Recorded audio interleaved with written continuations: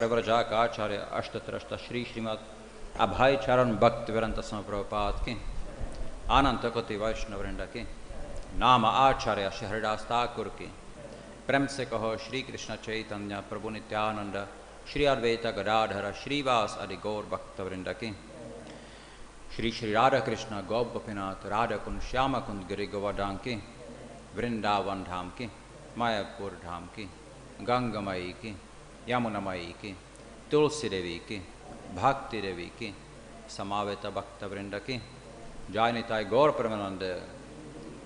All glories to the assembled devotees. All glories to the assembled devotees. All glories to the assembled devotees. All glories to Shri Gauranga, Shri Gauranga. All glories to Shri Prabhupada.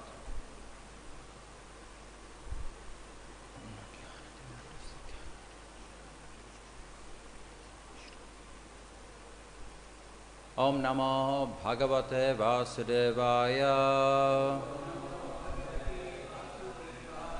Om Namo Bhagavate Vasudevaya. Om Namo Bhagavate Vasudevaya.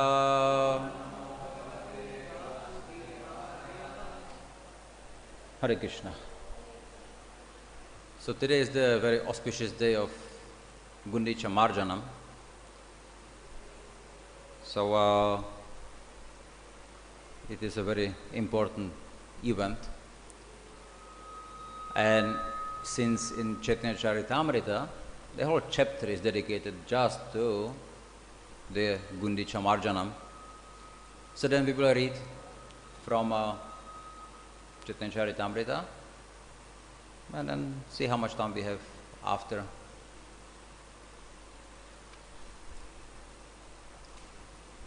So, the Gundicha Marjanam is described in Chaitanya Charitamrita, Madhya Lila, 12th chapter. And then we will start reading from the verse, I think it's 70, where it actually starts. So, I will be reading Srila Prabhupada's translations and then some purports too.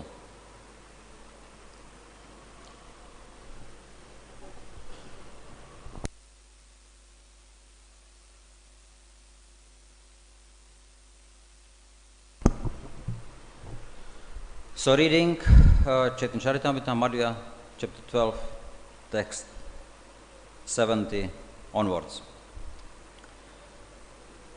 Some of the prominent devotees, like Advaita Acharya, used to invite Sri Chaitanya Mahaprabhu to take his meals at their homes. The Lord accepted such invitations accompanied by his devotees. In this way, the Lord passed some days in great jubilation. Then the car festival of Lord Jagannath approached. Sri Chaitanya Mahaprabhu first of all called for Kashya Mishra, then for the superintendent of the temple, then for Sarvabhauma Bhattacharya. When these three people came before the Lord, he begged them for permission to wash the temple known as Gundicha. Upon hearing the Lord's request for permission to wash the Gundicha temple, the Pandicha, the superintendent of the temple, said, "My dear sir, we are all here, all your servants. Whatever you desire is our duty to perform." The king gave a special order for me to do without delay whatever your lordship orders. My dear Lord, washing the temple is not service befitting you. Nonetheless, if you wish to do so, it is to be accepted as one of your pastimes. To wash the temple, you need many water pots and brooms. Therefore, order me. I can immediately bring all these things to you. As soon as the superintendent understood the desire of Lord, he immediately delivered 100 new water pots and 100 brooms for sweeping the temple. The next day, early in the morning, the Lord took his personal associate with him and with his own hand, smeared sandalwood pulp on their bodies. Then he gave each devotee a broom with his own hand, and taking all of them personally with him, the Lord went to Gundicha. In this way, the Lord and his associates went to cleanse the Gundicha temple. At first, they cleansed the temple with the brooms. The Lord cleansed everything inside the temple very nicely, including the ceiling. He then took up the sitting place, Simhasana, cleansed it, and again put it in its original place. Thus, the Lord and his companions cleansed and swept all the temple buildings, big and small, and finally cleansed the area between the temple and the Kirtan hall. Indeed, hundreds of devotees were engaged in cleansing all around the temple, and Sri Chaitanya Mahaprabhu was personally carrying out the operation just to instruct others. Sri Chaitanya Mahaprabhu washed and cleansed the temple in great jubilation, chanting the holy name of the Lord Krishna all the time. Similarly, all the devotees were also chanting and at the same time performing their respective duties. The entire beautiful body of the Lord was covered with dust and dirt. In this way, it became transcendently beautiful. At times, when cleansing the temple, the Lord shed tears, and in some places, he even cleansed with those tears. After this, the place where the deity's food was kept, Bhoga Mandira, was cleansed. Then the yard was cleansed, and then all the residential quarters, one after another. After Sri Chaitanya Mahaprabhu collected all the straw, dust, and grains of sand in one place, he gathered it all in his cloth and threw it outside. Following the example of Sri Chaitanya Mahaprabhu, all the devotees, in great jubilation, began to gather straw and dust with their own clothes and throw them outside the temple. The Lord then told the devotees, "I can tell how much you have labored and how well you have cleansed the temple simply by seeing all the straws and dust you have collected outside." Even though all the devotees collected dirt in one pile, and the dirt collected by Sri Chaitanya Mahaprabhu was much greater. After the inside of the temple was cleansed, the Lord again allotted areas for the devotees to cleanse. The Lord then ordered everyone to cleanse the inside of the temple very perfectly by taking finer dust, straws, and grains of sand and throwing them outside. After Sri Chaitanya Mahaprabhu and all the Vaishnavas cleansed the temple for the second time, Sri Chaitanya Mahaprabhu was very happy to see the cleansing work. While the temple was being swept, about 100 men stood ready with filled water pots, and they simply awaited the Lord's order to throw the water from them. As soon as Sri Chaitanya Mahaprabhu called for water, all the men immediately brought the 100 water pots, which were completely filled, and delivered them before the Lord. In this way, Sri Chaitanya Mahaprabhu first washed the main temple, and then thoroughly washed the ceilings, walls, the floors, the sitting place, Simhasana, and everything else within the room. Sri Chaitanya Mahaprabhu himself and his devotees began to throw water onto the ceiling. When this water fell, it washed the walls and floor.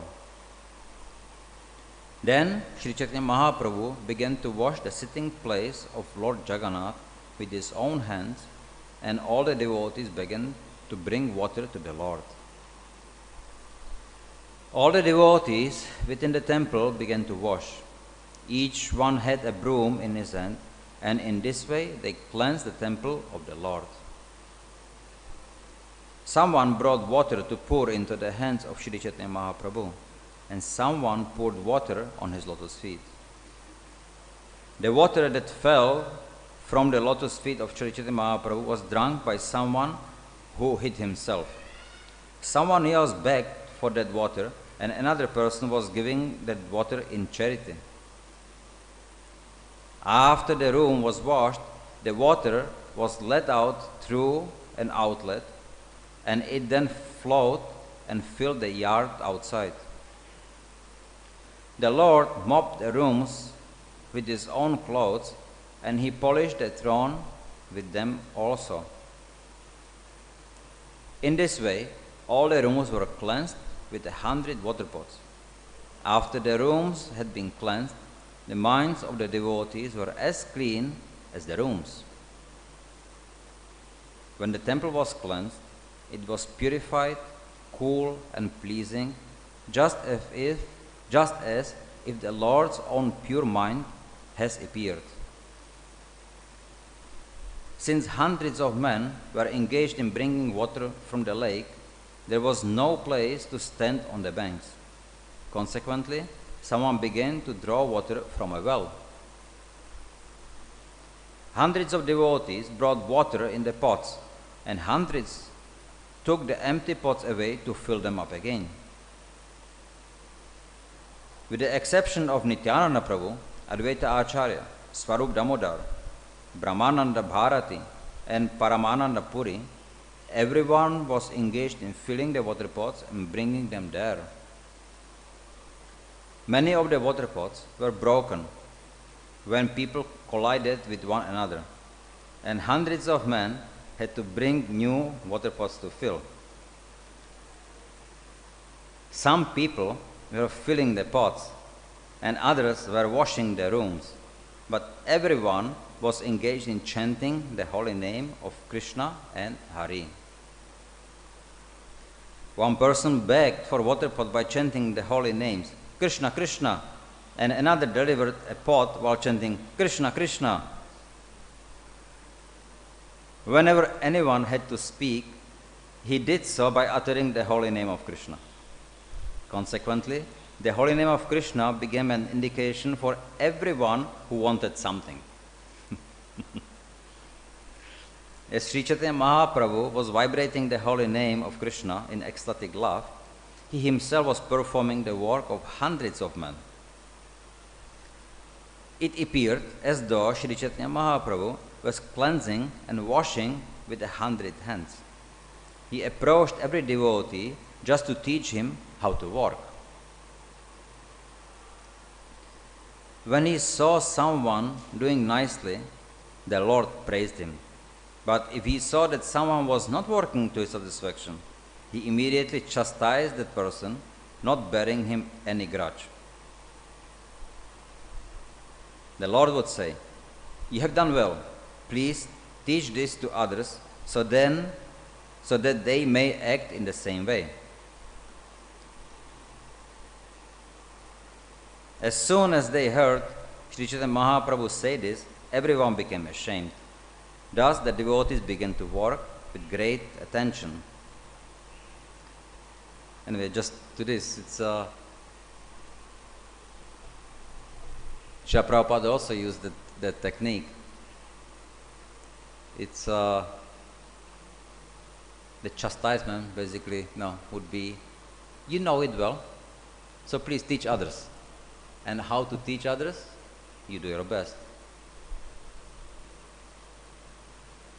So it's very important. We see Chaitanya Mahaprabhu, he is teaching by Achar. He is the Acharya. Achar means by his own example.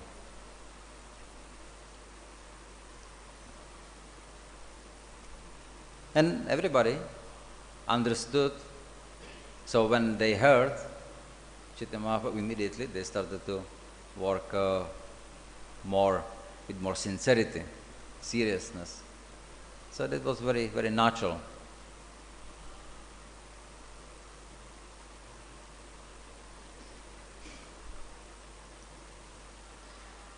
They washed the Jagamohan area and then the place where food was kept. all other places were also washed. In this way, the meeting place was washed, the entire yard, the raised sitting places, the kitchen, and every other room. Thus, all the places around the temple were thoroughly washed within and without. After everything was thoroughly washed, a Vaishnava from Bengal, who was very intelligent and simple, came and poured water on the lotus feet of the Lord. The Gaudiya Vaishnava then took that water and drank it himself. Seeing that, Sri Chaitanya Mahaprabhu felt a little unhappy and was also outwardly angry. Although the Lord was certainly satisfied with him, he became angry externally and in order to establish the etiquette of religious principles. The Lord then called for Swarup Damodar and told him, "Just see the behavior of your Bengali Vaishnava. This person from Bengal has washed my feet within the temple of the personality of Godhead. Not only that, but he has drunk the water himself. I now do not know what my destination is because of this offense. Indeed, your Bengali Vaishnava has greatly implicated me." And as you noticed, before it also happened, in the process of cleaning, right? The feet of Chaitanya Mahaprabhu, lotus feet were washed. Somebody also drank the water, but there was no mention of it. But he specifically comes, he washes, and he drinks it himself. Anyway, so to this, there is a very nice purport by Srila Prabhupada to this verse, and it's verse 127. It is significant that Sri Chaitanya Mahaprabhu told Swarup Damodar Goswami that the Bengali Vaishnava was your Gaudiya Vaishnava. This means that all Gaudiya Vaishnavas who are followers of the Chaitanya cult are subordinate to Swarup Damodar Goswami. The Parampara system is very strictly observed by Gaudiya Vaishnavas. Sri Chaitanya Mahaprabhu's personal secretary was Swarup Damodar Goswami. The next group of devotees was the 6 Goswamis, then Kaviraj Goswami. It is necessary to observe the Parampara system of the Chaitanya cult. There are many offenses one can commit while serving the Lord, and these are described in the Bhakti Rasamrita Sindhu, Hari Bhakti Vilas, and other books. According to the rules and regulations, no one should accept obeisances in the temple of the Lord before the deity, nor is it proper for a devotee to offer obeisances and touch the feet of the spiritual master before the deity. This is considered an offense. Sri Chaitanya Mahaprabhu himself was personally the Supreme Personality of Godhead. Therefore, it was not actually offensive to wash his lotus feet in the temple. However, because he was playing the part of an acharya, the Lord considered himself an ordinary human being. He also wanted to give instructions to ordinary human beings. The point is that even though one plays the part of a spiritual master, he should not accept obeisances or permit a disciple to wash his feet before the deity. This is a matter of etiquette.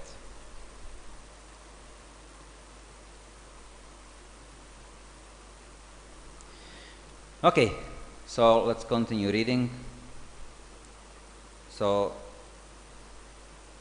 text 128.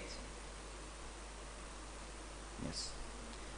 At this point, Swarup Damodar Goswami caught the Gaudiya Vaishnava by the neck and, giving him a little push, ejected him from the Gundicha Puri temple and made him stay outside.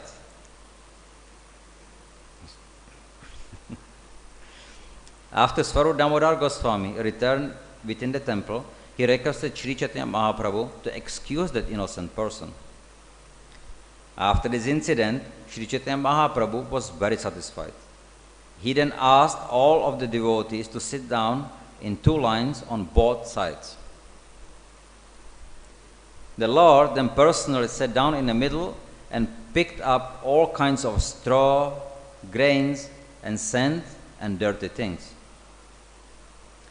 While Sri Chaitanya Mahaprabhu was picking up the straws and grains of sand, he said, I shall gather everyone's collection, and I shall ask whoever has collected less than all the others to pay a fine of sweet cakes and sweet rice.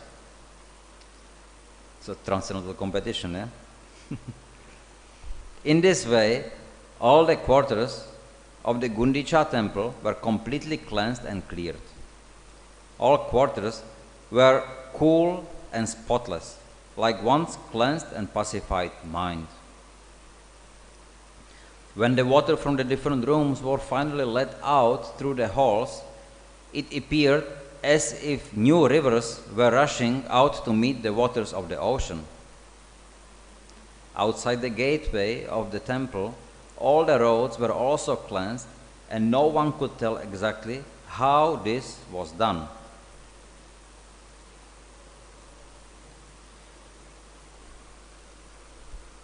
Now, there is another beautiful purport. So we will read that one. In commenting on the cleansing of the Gundicha temple, Srila Bhaktisiddhanta Saraswati Thakur says that Sri Chaitanya Mahaprabhu, as the world teacher, was personally giving instructions on how one should receive Lord Krishna, the Supreme Personality of Godhead, within one's cleansed and pacified heart. If one wants to see Krishna seated in his heart, he must first cleanse the heart, as prescribed by Sri Chaitanya Mahaprabhu in his Shikshastakam, Cheto Darpana Marjanam. In this age, everyone's heart is especially unclean, as confirmed in Srimad Bhagavatam.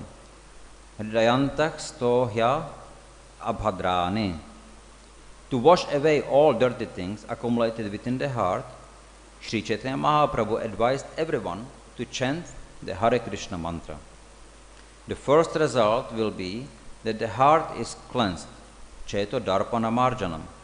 Similarly, Srimad Bhagavatam confirms this statement. Shrinvatam Spakata Krishnam Punya Shravanam Kirtanam Hridayantak sto hyapadrani Vidhunati Suhrit Satam. Shri Krishna, the personality of Godhead, who is the Paramatma, Super Soul, in everyone's heart, and the benefactor of the truthful devotee, cleanses desire for material enjoyment from the heart of the devotee who relishes his messages, which are in themselves virtuous when properly heard and chanted. Bhagavatam 1-17. If a devotee at all wants to cleanse his heart, he must chant and hear the glories of the Lord Shri Krishna. Shrinvatam Svakata Krishna. Srimad Bhagavatam 1-17. This is a simple process. Krishna himself will help cleanse the heart because he is already seated there. Krishna wants to continue living within the heart, and the Lord wants to give directions. But one has to keep his heart as clean as Lord Chaitanya Mahaprabhu kept the Gundicha temple. The devotee, therefore, has to cleanse his heart just as the Lord cleansed the Gundicha temple. In this way, one can be pacified and enriched in devotional service. If the heart is filled with straw, grains of sand, weeds, or dust, in other words, Anyabilashita Purna, one cannot enthrone the Supreme Personality of Godhead there.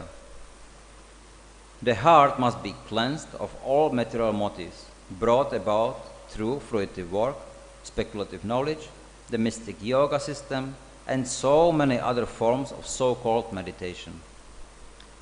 The heart must be cleansed without ulterior motive. As Srila Rupa Goswami says, Anabhilashita Shunyam Jnana Karmadi Anavritam, Bhakti Rasamrita Sindhu 1:11. In other words, there should not be any external motive. One should not attempt material upliftment, understanding the Supreme by speculative knowledge, fruitive activity, severe austerity and penance, and so on. All these activities are against the natural growth of spontaneous love of Godhead. As soon as these are present within the heart should be understood to be unclean and therefore unfit to serve as Krishna's sitting place. We cannot perceive the Lord's presence in our hearts unless our hearts are cleansed. Material desire is explained as a desire to enjoy the material world to its fullest extent. In modern language, this is called economic development. An inordinate desire for economic development is considered to be like straws and grains of sand within the heart. If one is overly engaged in material activity, the heart will always remain disturbed. As stated by Narottam Das Thakur, Samsara Vishanale Diva Nishi Hiya Jvale Juditaye Na Kainu Upai. In other words, endeavor for material opulence it's against the principle of devotional service. Material enjoyment includes activities such as great sacrifices for auspicious activity, charity, austerity, elevation to the higher planetary system, and even living happily within the material world. Modernized material benefits are like the dust of material contamination. When this dust is agitated by the whirlwind of fruitive activity, it overcomes the heart. Thus the mirror of the heart is covered with dust.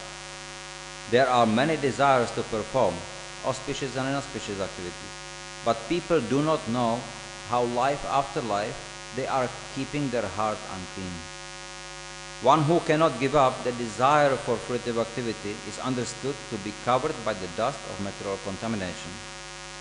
Karmis generally think that the interaction of fruitive activities can be counteracted by another karma or fruitive activity. This is certainly a mistaken conception. If one is deluded by such a conception, he is cheated by his own activity. Such activities have been compared to elephants baiting. An elephant may bait very thoroughly, but as soon as it comes out of the river, it immediately takes some sand from the land and throws it all over its body. If one suffers due to his past fruitive activities, he cannot counteract his suffering by performing auspicious activities. The suffering of human society cannot be counteracted by material plans. The only way suffering can be mitigated is by Krishna consciousness. When one takes to Krishna consciousness and engages himself in the devotional service of the Lord, beginning with chanting and hearing the glories of the Lord, the cleansing of the heart begins. When the heart is actually cleansed, one can clearly see the Lord sitting there without any disturbance. In Srimad Bhagavatam 9.4.68, the Lord confirms that He sits within the heart of the pure devotee. Sadavo hridayam mahyam, sadhunam hridayam tvaham. Impersonal speculation, monism, or merging into the existence of the Supreme, speculative knowledge, mystic yoga and meditation are all compared to grains of sand. They simply cause irritation to the heart. No one can satisfy the Supreme Personality of Godhead by such activities, nor do we give the Lord a chance to sit in our hearts peacefully. Rather, the Lord is simply disturbed by them. Sometimes, yogis and jnanis in the beginning take to the chanting of the Hare Krishna Mahamantra as a way to begin their virtuous practices, or various practices, But then they falsely think that they have attained release from the bondage of material existence. They give up the chanting. They do not consider that ultimate goal is the form of the Lord or the name of the Lord.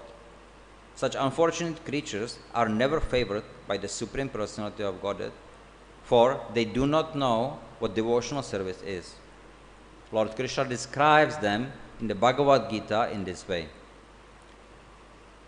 Tanaham dvishatah krunam samsareshu naradhaman kshipam asajam ashpubhan asurish evayonishu.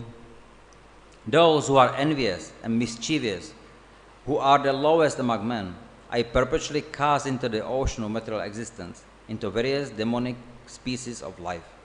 Gita 16:19. By his practical example, Sri Chaitanya Mahaprabhu has shown us that all the grains of sand must be picked up thoroughly and thrown outside. Sri Chaitanya Mahaprabhu also cleansed the outside of the temple, fearing that the grains of sand would again come within.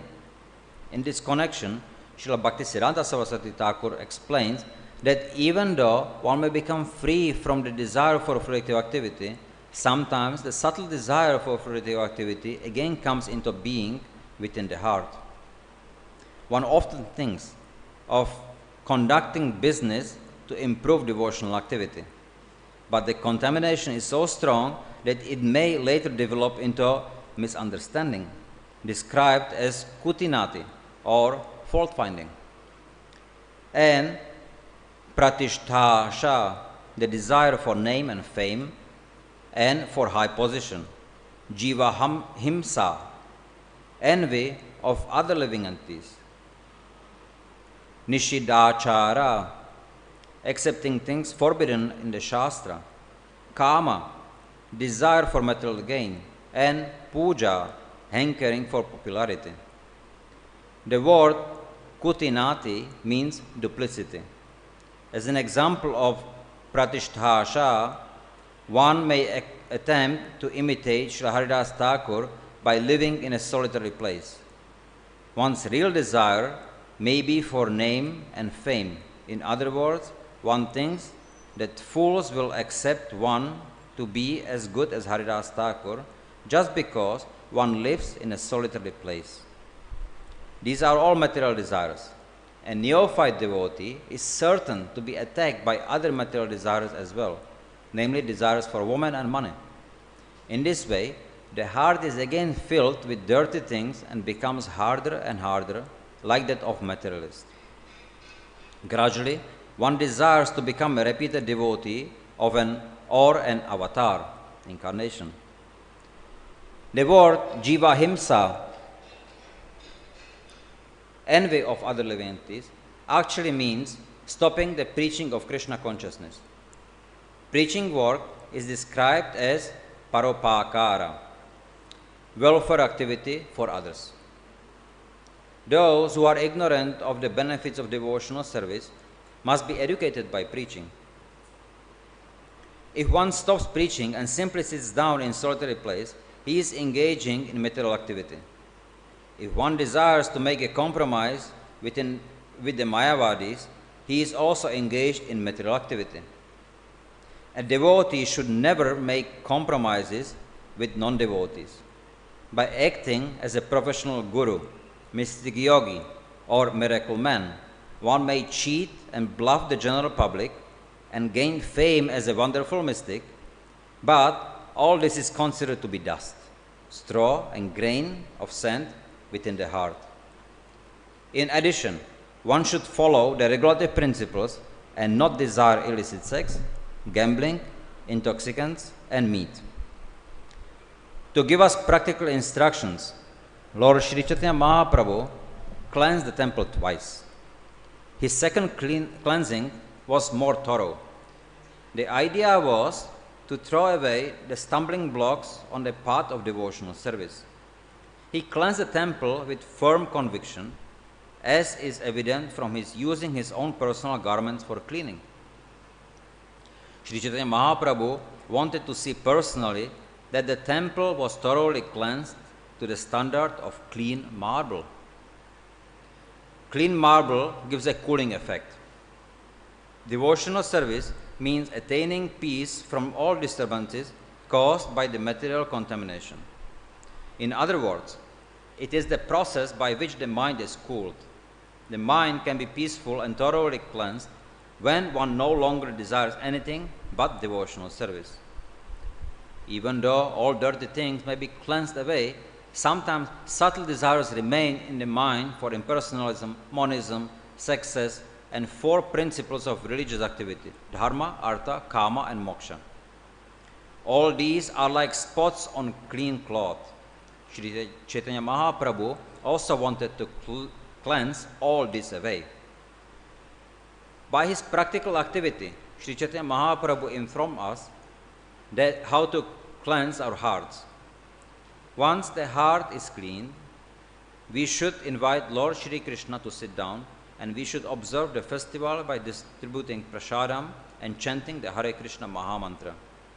Sri Chaitanya Mahaprabhu used to teach every devotee by his personal behavior. Everyone who spreads the cult of Sri Chaitanya Mahaprabhu accepts a similar responsibility. The Lord was personally chastising and praising individuals in the course of the cleaning, and those who are engaged as acharyas must learn from Sri Chaitanya Mahaprabhu how to train devotees by personal example. The Lord was very pleased with those who could cleanse the temple by taking out undesirable things accumulated within. This is called anartha nivriti, cleansing the heart of all unwanted things. Thus, the cleansing of the Gundicha Mandira was conducted by Sri Chaitanya Mahaprabhu to let us know how the heart should be cleansed and suited to receive Lord Shri Krishna and enable him to sit within the heart without disturbance.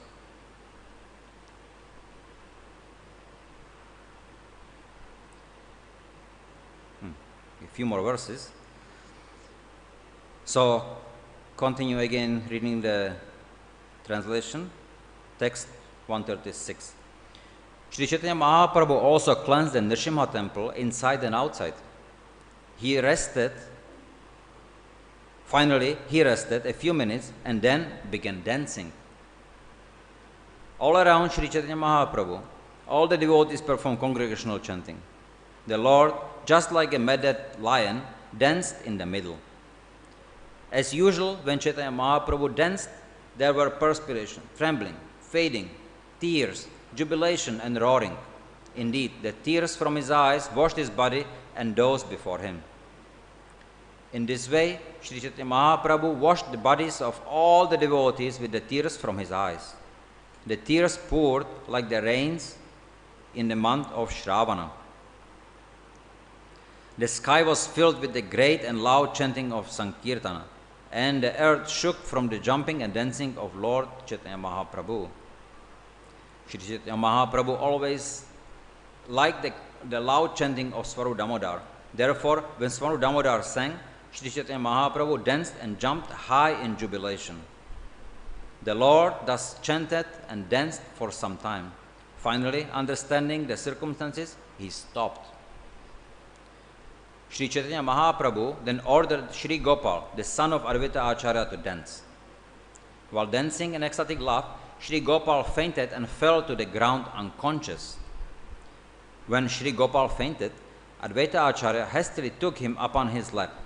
Seeing that he was not breathing, he became very much agitated. Advaita Acharya and others began to chant the holy name of Lord Nrsimha and sprinkle water. The roaring of the chant was so great that it seems to shake the entire universe. When the boy did not regain consciousness after some time, Advaita Acharya and the other devotees began to cry. Then Sri Chaitanya Mahaprabhu placed his hand on the chest of Sri Gopal and said loudly, "Gopal, stand up." As soon as Gopal heard the voice of Sri Chaitanya Mahaprabhu, he immediately came to his senses. All the devotees then began to dance, chanting the holy name of Hari. This incident has been described in detail by Vrindavan Das Thakur. Therefore, I have described it only in brief. After taking rest, Sri Chaitanya Mahaprabhu and all the devotees departed to take their baths. After bathing, the Lord stood on the banks of the lake and put on dry garments. After offering obeisances to the Lord Nrsimhadeva, whose temple was nearby, the Lord entered a garden. In the garden, Sri Chaitanya Mahaprabhu sat down with the other devotees. Vaninath Rai then came and brought all kinds of Mahaprasadam.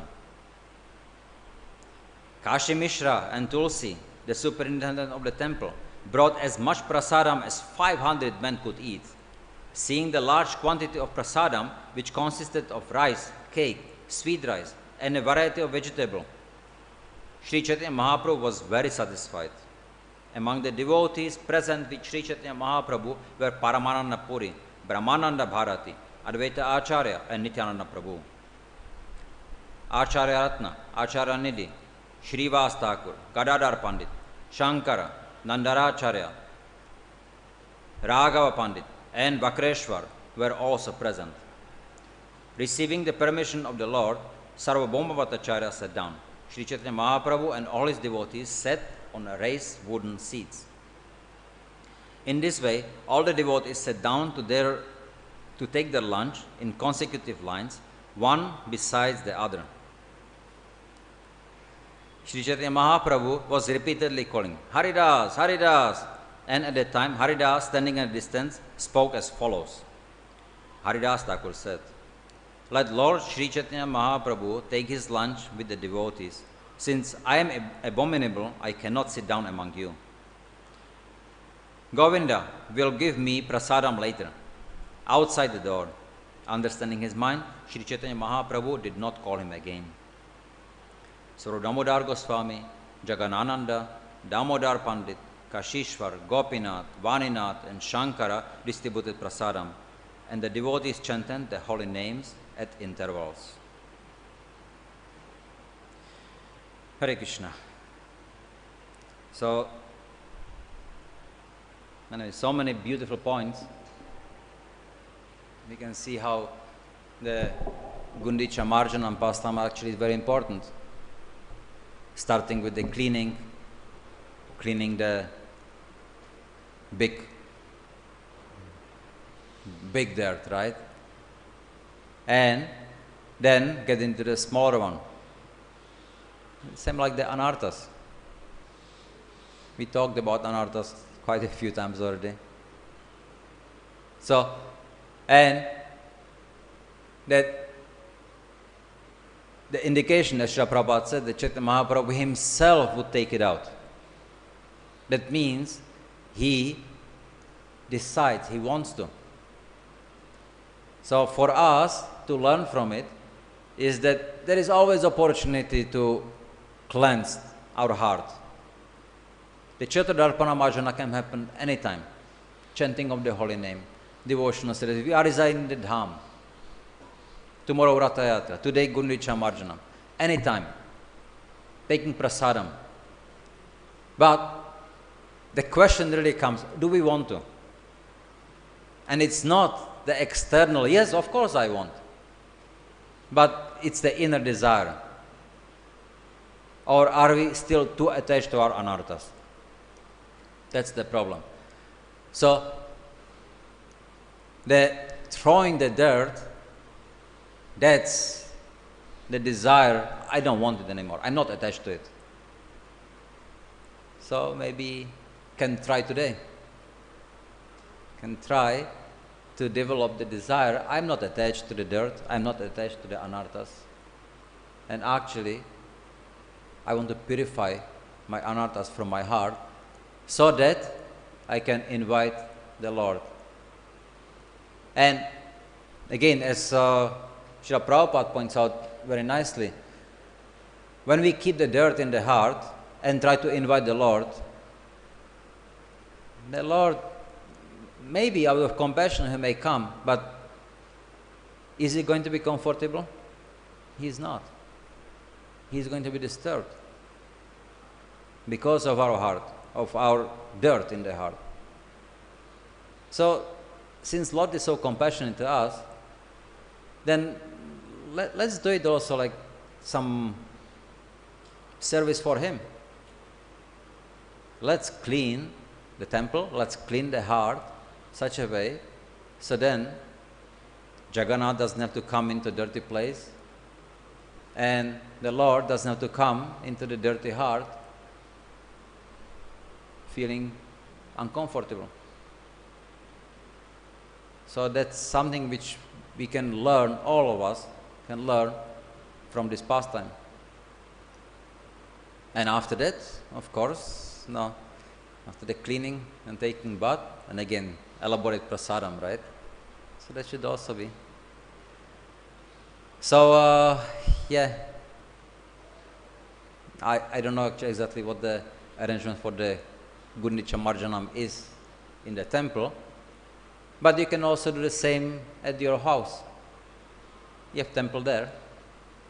You can clean the temple, you can clean the house, and do it the same way as Chaitanya Mahaprabhu instructed.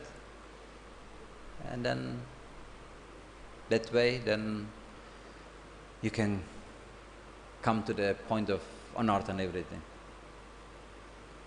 Hare Krishna. Some questions? Yes. Let me take the mic. Hare Krishna. Thank you, Maharaj, for the class. It is explained that unless Krishna appears, the heart is not going to be cleansed. And also that how do we understand this two seemingly contradictory thing, that we clean the heart and invite the Lord, and like making the Lord, like the Lord appears and the heart becomes cleansed. So how do we apply this to? See, the difficulty is that we cannot clean our heart ourselves.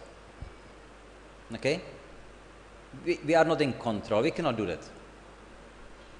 There's no way. We don't have the strength, we don't have power, we don't have control, we don't have anything. So who can clean the heart is only Krishna. But what we can do, or why should we clean it? He will only clean it if we are not attached to the dirt in the heart. So it's only desire which we can control. And what do we desire? Are we desire Krishna? Or are we desire Maya? Or both? Or little Krishna, little Maya, no, here and there? So that's the difficulty. We may perform devotional service. And you see, pure devotional service means what? Anybody can perform pure devotional service. It's, and you see, there is some festival, right? And maybe there is Abhishek going on, and everybody is ecstatically engaged in just, chanting, observing the Abhishek, or in the Kirtan. So, at the time, maybe for a moment, any devotee can be just engaged in pure devotional service. That moment, he's not thinking about anything else, he's not thinking about himself, he is engaged in pure devotional service. But, what about after the moment? Then again comes the attachments, desires. So therefore it's not pure. So it's pure at the moment, but next moment is not pure. Pure it becomes when it's continuous. And why is it not pure continuously? It's because of our anarthas. We are conditioned by our anarthas. We are conditioned because the papa bija, the anartha, conditions our desires. And because of our desires, attachment develop, our activities are manifested. Just purely because of this. So, the anarthas are the cause of us failing. That's why, unless we purify them, then there is no question of us being engaged in pure devotional service. It's going to be Mishra Bhakti. But we cannot purify them ourselves. It's only Krishna can do it. And how? His holy name, His prasadam, association, satsanga. That's the only way. But how is it going to happen? Only if we want. So, therefore, this lifetime, what we have in front of us, can be just a few moments, can be maybe another 10, 20, 100 years, whatever. Can be. But we have got this lifetime.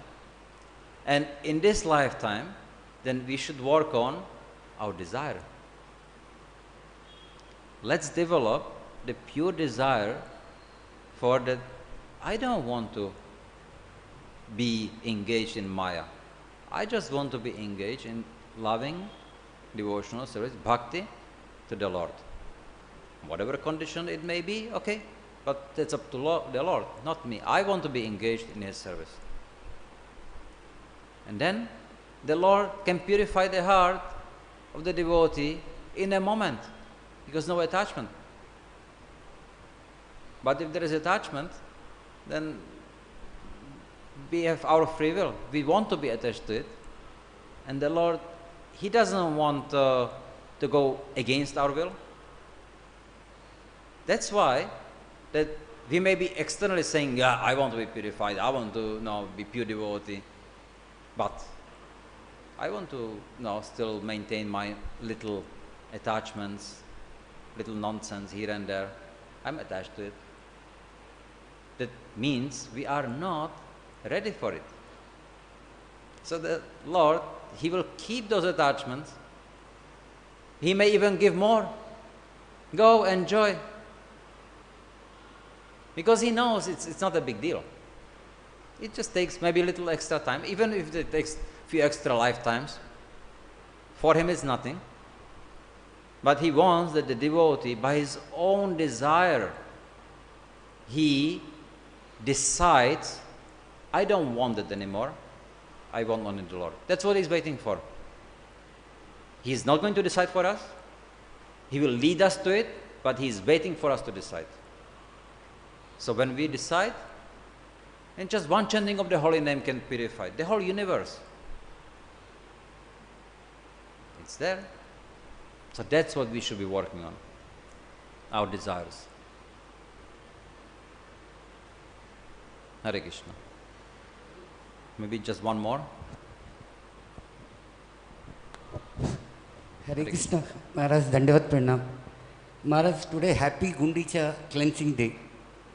So my question is, Maharaj, Gauranga Maharaj is in the Kali Yuga, but many number of times his proclamation is that, in spite of invitation by the devotees, he said that he will visit only the lakh year, it means 1 lakh per day the chanting devotees.